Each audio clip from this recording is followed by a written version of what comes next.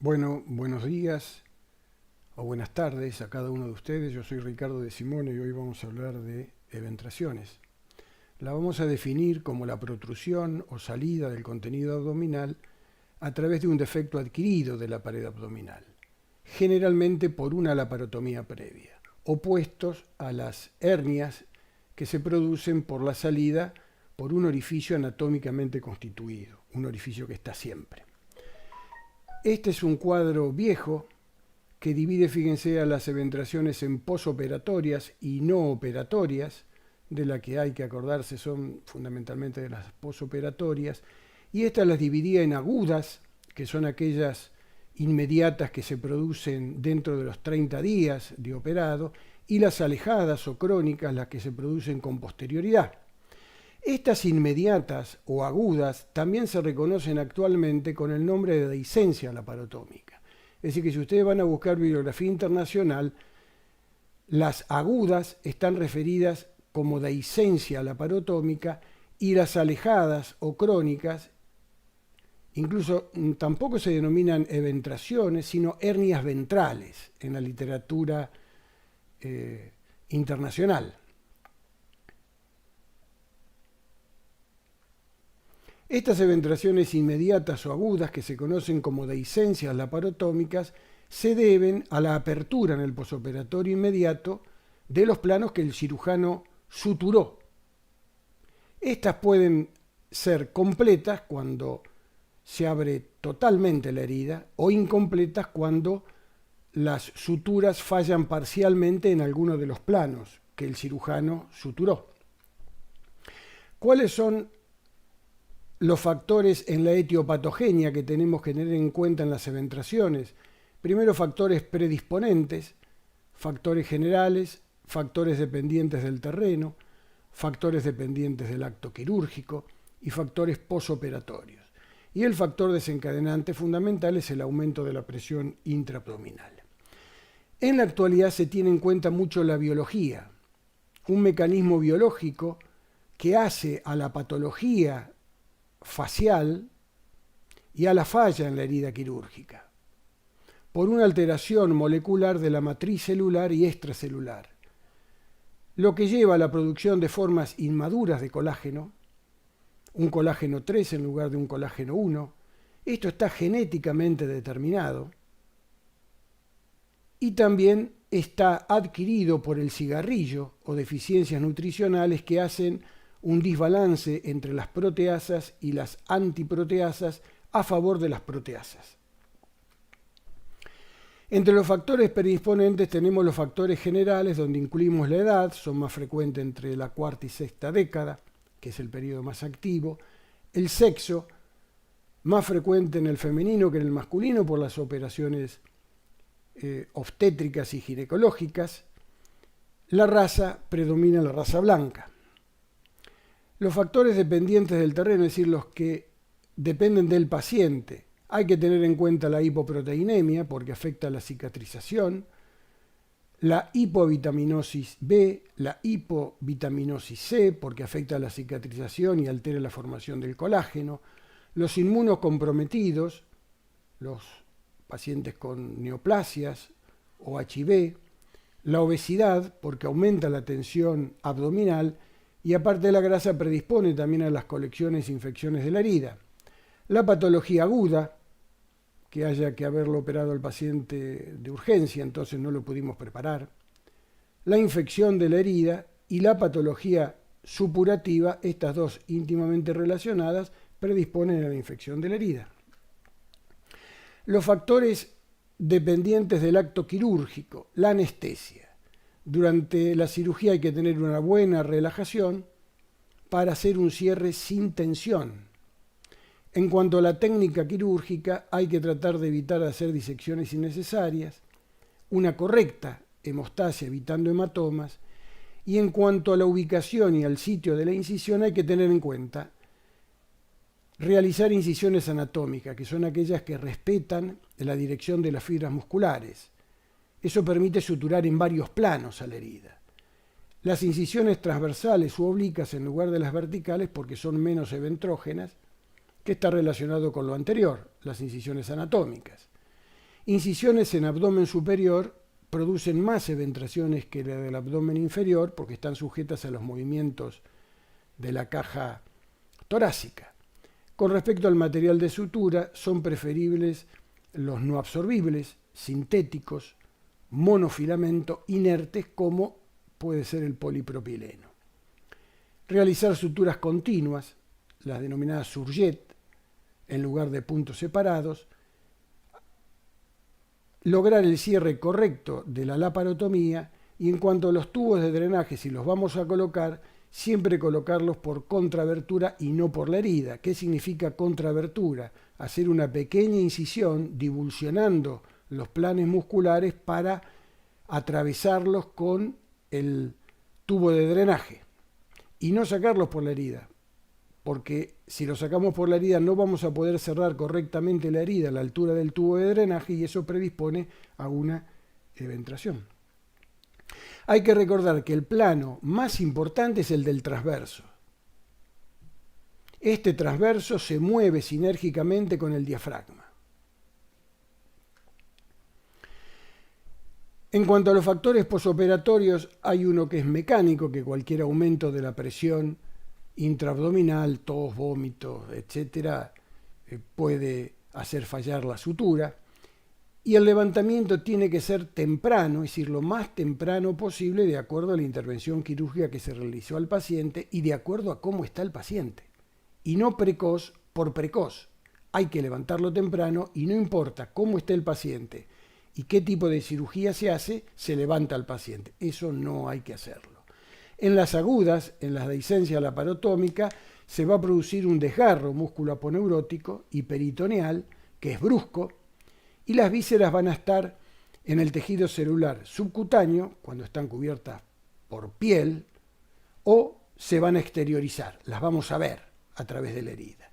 Y en las crónicas, el contenido se va a alojar debajo de la piel, se va a originar lentas reacciones de tejidos que con el tiempo van a constituir un saco. El factor desencadenante es el aumento de la presión intraabdominal, que puede ser brusco, como tos, vómitos, o paulatino en el caso de ascitis. ¿Cómo es la clínica de una dehiscencia laparotómica? Bueno, se presenta la desunión de los bordes que el cirujano unió, de los bordes laparotómicos. En su totalidad, evisceración o parcialmente, eventración aguda cubierta.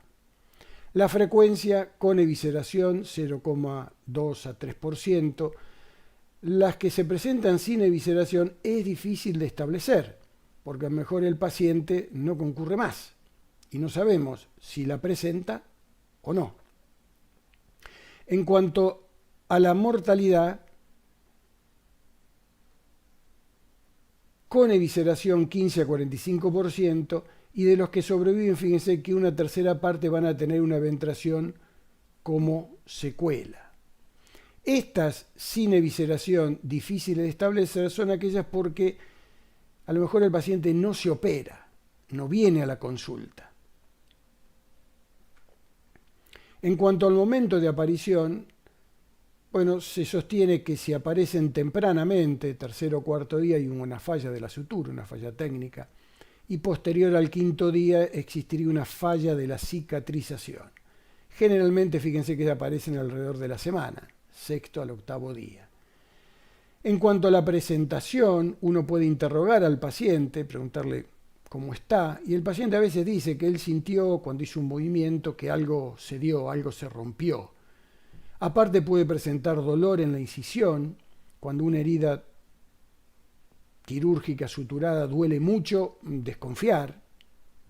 Hay algo que no está muy bien, un poco tiene que doler, pero no extremadamente. Si está bien hecho la analgesia posoperatoria, y aparte se puede acompañar de náuseas, vómitos y distensión abdominal. Y eso es un círculo vicioso porque va a distender mucho más al paciente y va a agudizar la separación de los bordes laparotómicos.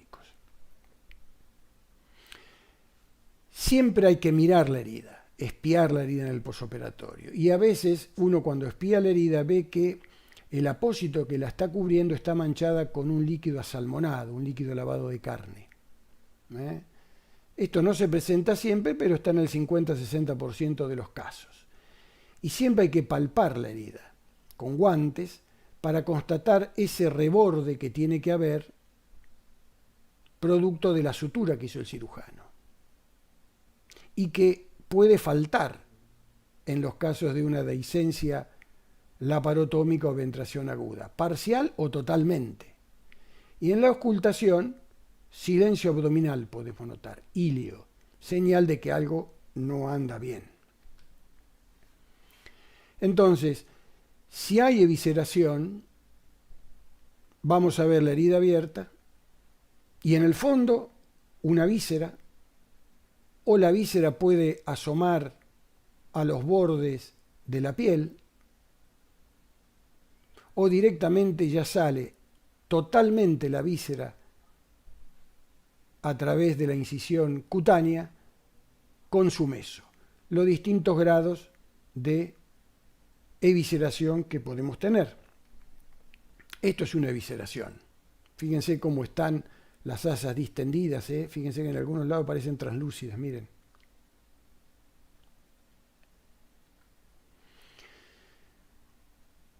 La clínica, cuando no tiene evisceración, yo palpo la herida, no voy a notar, no voy a tocar en parte o en su totalidad ese reborde de la sutura que hice durante la cirugía. Entonces es una ventración aguda cubierta. Ceden los planos profundos y los superficiales más o menos los contienen, que sería la piel y más o menos cantidad de tejido celular subcutáneo. En las eventraciones crónicas, las denominadas eventraciones, hernias ventrales en la literatura internacional, la frecuencia de aparición depende del tipo de cirugía que se hizo. Si es limpia tiene que ser baja, 1%. Si es una laparotomía con supuración, se operó en urgencia, una peritonitis, bueno, fíjense que rondan del 10 y hasta el 30%. En Estados Unidos se presentan más o menos 2 a 11% en más de 2 millones de laparotomías. La clínica, bueno, estas se presentan después de los 30 días. Cuando uno las examina hay un orificio, que es tejido fibroso cicatrizal, un saco, que es un tejido conjuntivo modificado, semejante al peritoneo, pero no es peritoneo, y que se continúa con el peritoneo parietal a nivel del anillo. Tiene una cubierta externa con piel y tejido celular subcutáneo, más o menos adelgazados, y el contenido puede ser epipelón, intestino delgado, etc. Estos elementos que están dentro del saco pueden estar libres o con adherencias entre sí y o a la pared del saco. Una eventración crónica. Fíjense la herida. No es una cicatrización muy normal, ¿no es cierto? Fíjense. Y fíjense esto. Hay un compromiso allí de la piel, Esto para esquematizar qué pasa en ese saco eventrógeno o de la hernia ventral crónico.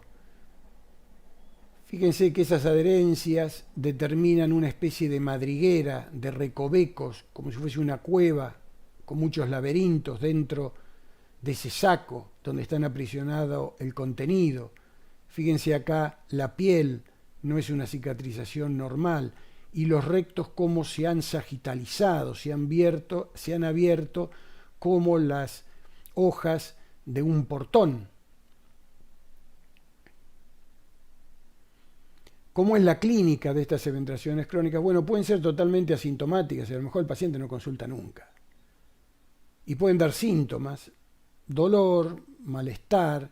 Cuidado que también esas vísceras que están dentro del saco pueden presentar adherencias y provocar crisis de suboclusión intestinal, distensiones, malestares pasajeros que después a lo mejor pasan con la eliminación de gases y materias fecales, es un cuadro de suboclusión intestinal.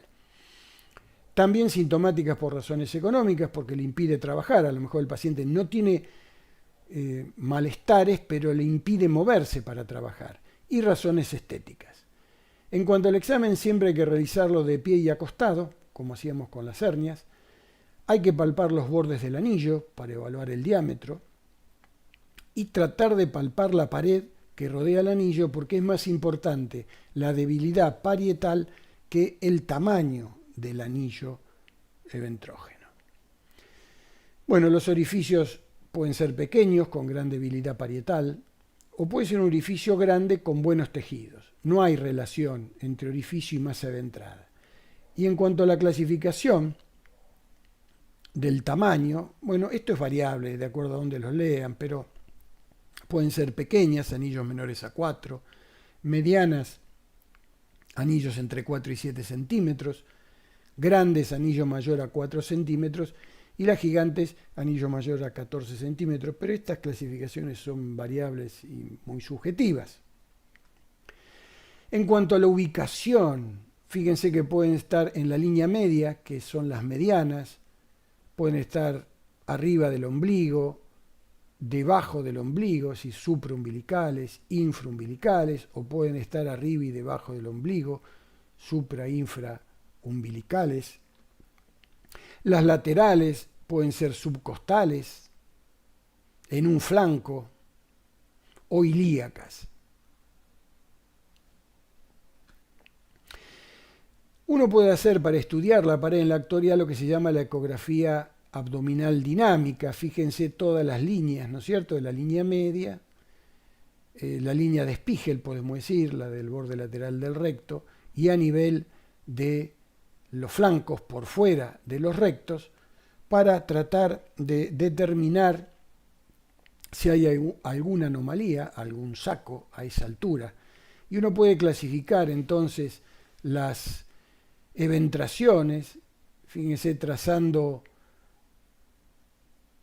horizontales, una a nivel del sifoides y otra 3 centímetros por debajo, que las clasifica a estas eventraciones en sus sifoideas. 3 centímetros por arriba del ombligo y 3 centímetros por debajo del ombligo, y las clasifica a estas como umbilicales. Y las que están entre las subsifoideas y las umbilicales en epigástricas. Trazamos 3 centímetros por encima del pubis y a estas las llamamos suprapúbicas. Y las que están entre estas suprapúbicas y las umbilicales en infraumbilicales. Y si nosotros prolongamos fuera del borde externo de los rectos esa línea de 3 centímetros por encima del ombligo y 3 centímetros por debajo del ombligo hacia los flancos, tenemos las de los flancos. La subcostal, hasta 3 centímetros por encima del ombligo. La de los flancos, 3 centímetros por encima y 3 centímetros por debajo de esa línea del ombligo, pero lateral a la vaina de rectos, y las ilíacas abajo. Esto es para hablar con la misma nomenclatura. Y siempre tener en cuenta, cuando hablamos del diámetro de la eventración, del anillo ventrógeno, el ancho y el largo. Cuando hay uno solo es más sencillo. Cuando hay muchos, hay que medirlo así. No es que tiene 3 chiquititos, sino que hay que medirlo en la extensión, en lo ancho y en lo largo, abarcando los 3 orificios. Esto es lo mismo que les relaté en la diapositiva anterior, lo mismo. Eventración crónica, miren.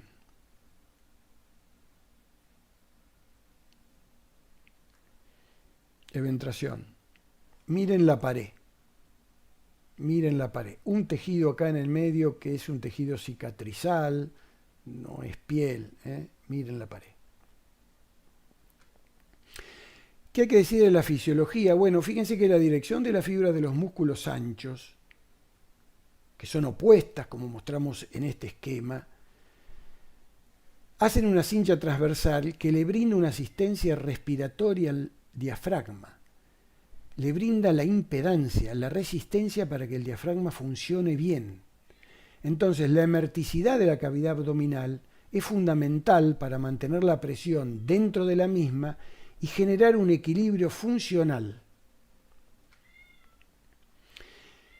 En la eventración hay una disminución de la presión intraabdominal y eso provoca alteraciones locales y alteraciones generales.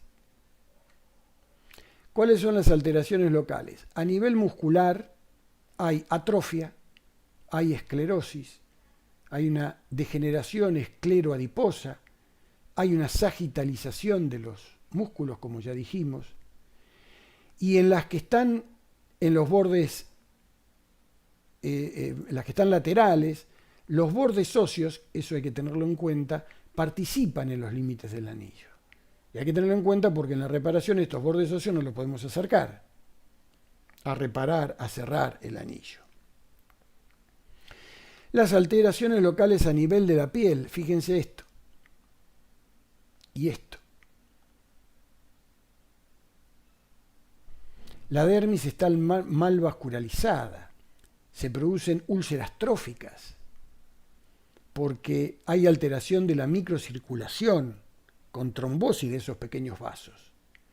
Y cuando hay excedente cutáneo, graso, como en este caso, allí en el pliegue se producen intertrigos que hay que diagnosticar y tratar.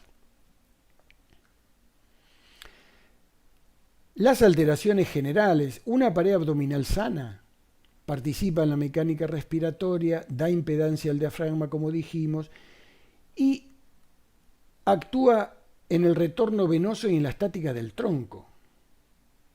Cuando hay una eventración donde disminuye la presión abdominal, el diafragma desciende porque no tiene la impedancia, la resistencia. Y eso hace disminuir el retorno venoso con una congestión a nivel visceral. Esta eventración puede tener un contenido móvil, es decir, que entra y sale de la pared abdominal. Y eso puede determinar un bolet abdominal, como el bolet torácico en los casos de traumatismos torácicos. Y eso provoca una insuficiencia respiratoria crónica y semejan a estos pacientes a un enfisемatoso pulmonar, porque no respiran muy bien, Cuando el contenido es fijo, esto no se reduce, fíjense que las vísceras pierden su domicilio, que es la cavidad abdominal, y están alojadas en el saco. Si esto nosotros lo reintroducimos de manera bruscamente vamos a aumentar la presión abdominal, bruscamente vamos a producir el ascenso del diafragma, y esto va a provocar insuficiencia respiratoria aguda y muerte porque el paciente no tiene a su diafragma respirando de manera normal, sino abruptamente ascendido, y le vamos a provocar la muerte. Pérdida de domicilio. Las vísceras no se reintroducen, están en el saco. ¿Cuál es el tratamiento entonces ahora de las dehiscencias laparotómicas o eventración aguda, estas que se producen dentro de los 30 días de operado el paciente? Si hay una evisceración, que significa que yo veo la víscera a través de la herida abierta, con mayor o menor exteriorización de la víscera, pero yo veo la víscera, esto es una urgencia quirúrgica por el peligro de peritonitis. El objetivo de operarlos es lavar las vísceras que se han exteriorizado, reintroducir las vísceras y cerrar. En esa cirugía también se evalúa si no existe alguna condición intraabdominal que generó la apertura de los planos, como puede ser una colección, que en ese momento se trata, o una complicación de la cirugía que se realizó. Si esto es posible, se realiza, y si es imposible, no podemos cerrar. ¿Pero por qué? Porque los mesos están edematizados, las vísceras están edematizadas, le podemos provocar una insuficiencia respiratoria al paciente por esto mismo, y a veces los bordes no contactan. Uno los quiere llevar a la línea media, pero no contactan.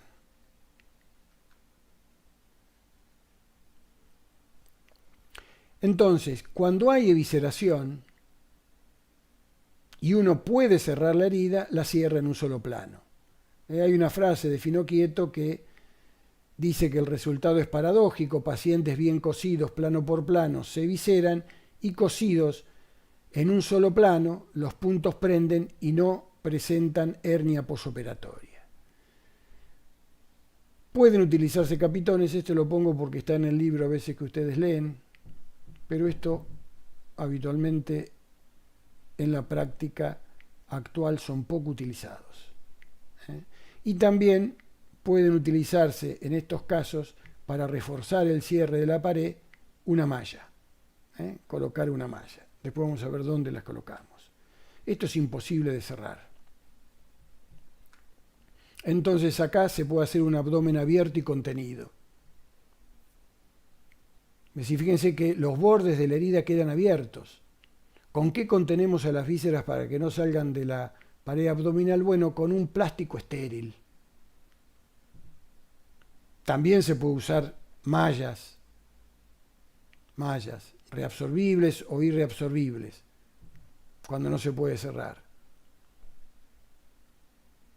Fíjense los tubos de drenaje sacados por contrabertura, orificio chiquito, al costado de la herida, acá no cerrada, pero es igual por contrabertura. Y fíjense que encima el paciente acá tiene una ostomía.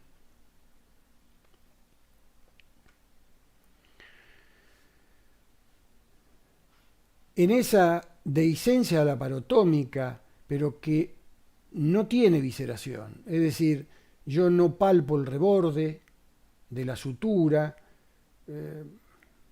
las vísceras están cubiertas por piel y tejido celular subcutáneo. Si la resolución quirúrgica es posible, porque el paciente está en buenas condiciones, no tiene ningún problema respiratorio, está bien, bueno, lo llevo a cirugía y trato de cerrar la pared en un plano. Lo puedo reforzar si quiero con malla.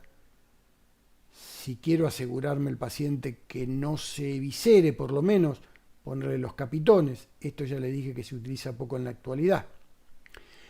Ahora, puede ser que esto sea imposible. ¿Por qué? Porque el paciente tiene ya problemas respiratorios, está con tos, con expectoración, a lo mejor hasta tiene una neumopatía ya. Y entonces en esos casos se puede utilizar, para contener un poco la pared abdominal y que no se siga abriendo, lo que se llama la faja de Montgomery.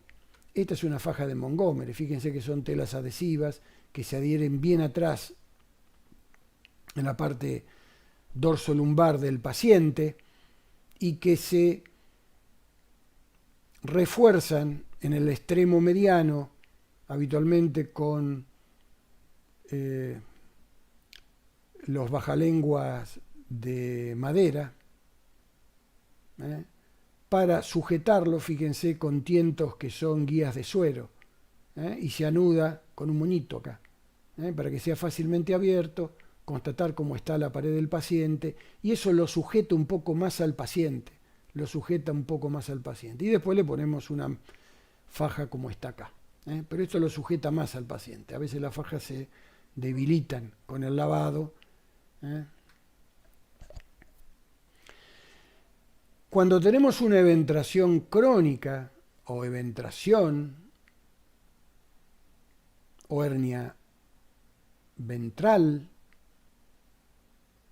acá tenemos tiempo, tenemos que evaluar completamente al paciente en el preoperatorio, a nivel general, cómo está el aparato respiratorio, cómo está el aparato cardiovascular, el aparato urinario, a ver si hay prostatismos, el metabolismo, diabetes, nutrición, cómo están las proteínas, y a nivel local tengo que saber bien el diámetro del anillo, cómo está la pared muscular, cómo está la piel, si hay infección, la tengo que tratar. Y acá puedo recurrir a las imágenes, tanto a la ecografía, estas son imágenes normales, como a la tomografía, como a la resonancia. Fundamentalmente estas dos.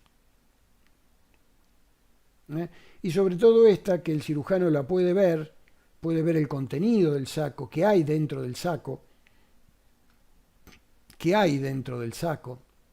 y cómo están los músculos que después vamos a tener que cerrar durante la cirugía.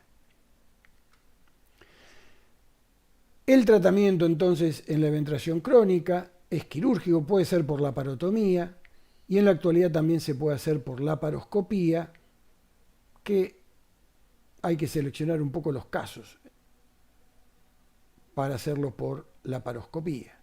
Pero en la actualidad se pueden utilizar cualquiera de los dos métodos.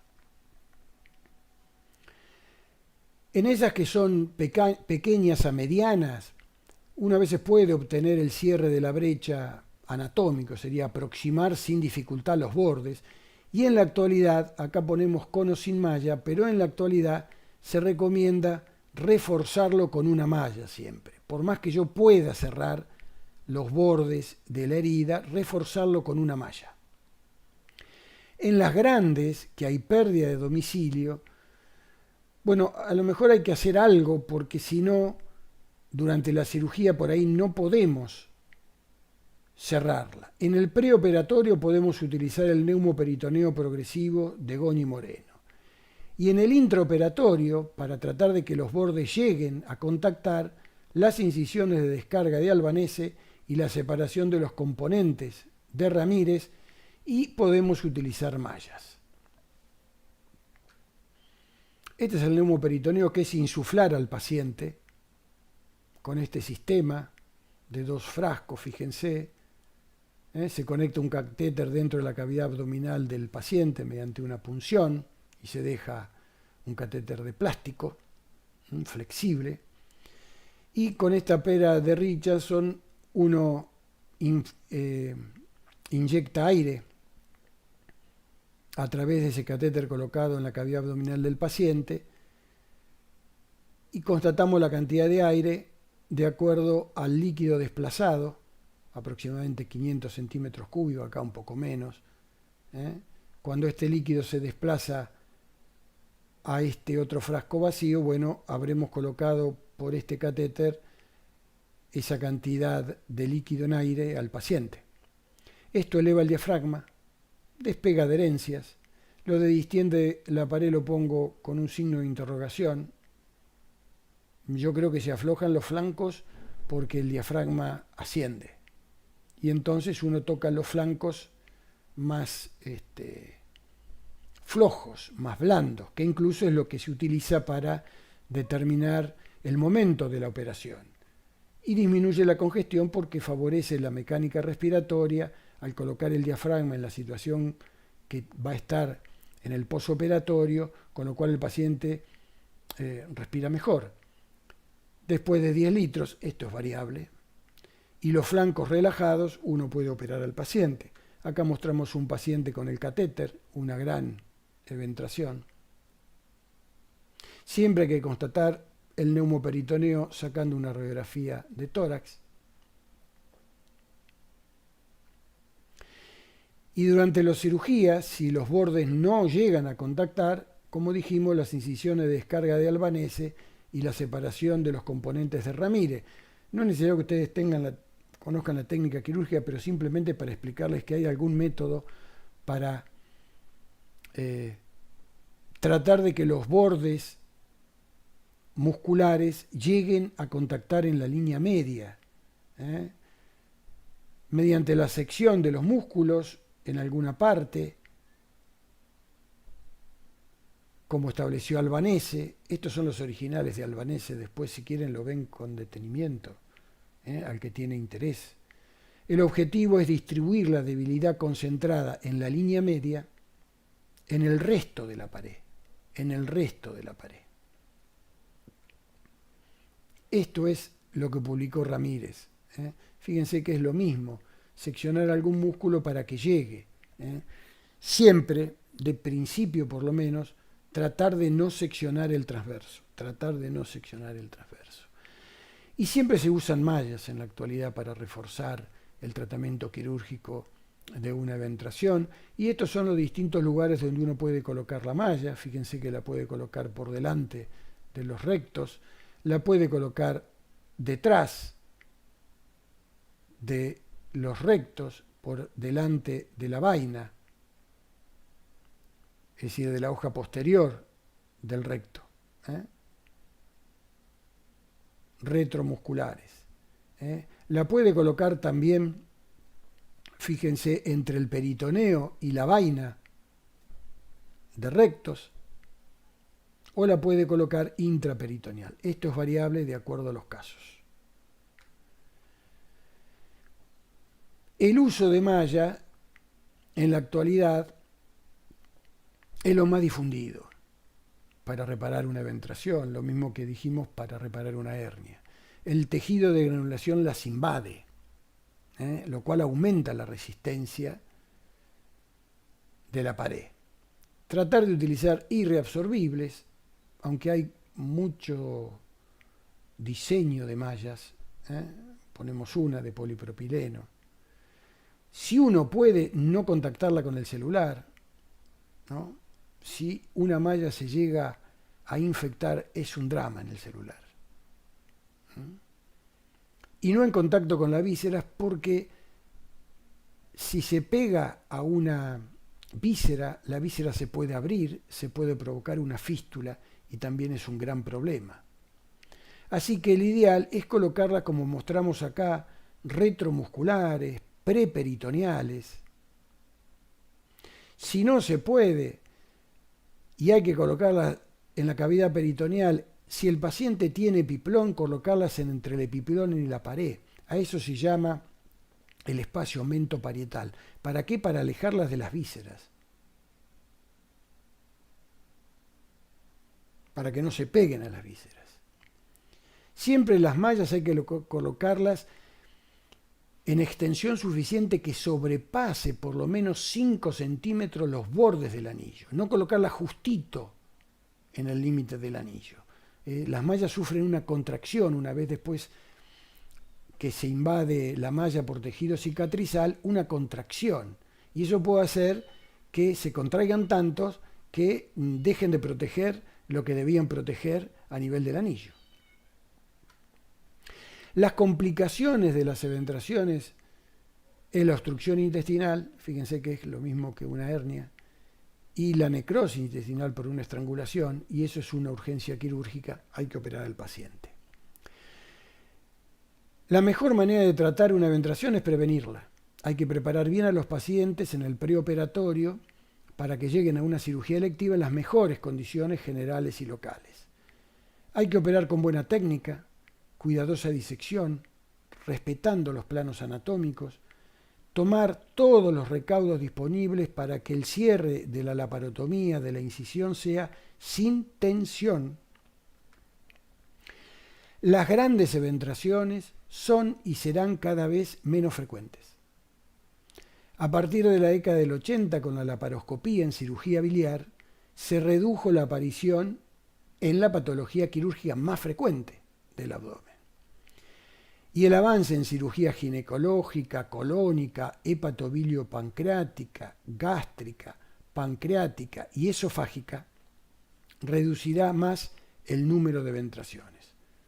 Bueno, muchas gracias por la atención y nos vemos próximamente. Cualquier duda la evacúan por el grupo. Y le vamos a contestar cualquier duda que ustedes tengan en algún término que ustedes no comprendan, nos preguntan.